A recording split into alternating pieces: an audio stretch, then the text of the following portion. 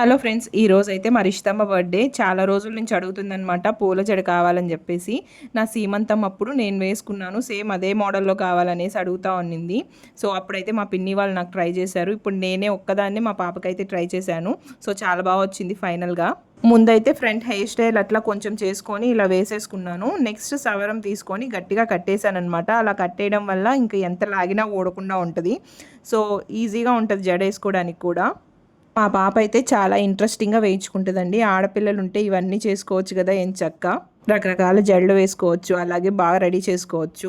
అదే మగపిల్లలు అయితే ఏదో ఒక డ్రెస్ వేసుకుంటాం అంతే, అంతకుమించి ఇంకేముండదు. ఆడపిల్లలకి అయితే జడలు ఇలా డ్రెస్సులు అని చాలా బాగా రెడీ చేసుకోవచ్చు కదా. ఈ సీజన్లో మల్లెపూలు కూడా బాగా దొరుకుతాయి కాబట్టి మా పాప ప్రతి బర్త్డేకి కూడా ఇలా పూల జడ అయితే వేయించుకుంటుంది. కాకపోతే ఒక్కొక్కసారి ఒక్కొక్కలా ట్రై చేస్తూ ఉంటాం అనమాట. ఈ జడ అంత కష్టమేం లేదు, కానీ ఒక్కరే వేయాలంటే కొంచెం ఇబ్బందిగా ఉంటుంది. ఎవరైనా హెల్ప్ చేస్తే చాలా ఈజీగా అయిపోతుంది. ఫైనల్లీ మరి ఇష్టం అయితే ఇలా రెడీ అయిపోయింది. ఎలా ఉంది కామెంట్స్లో చెప్పేయండి. And wish her happy birthday.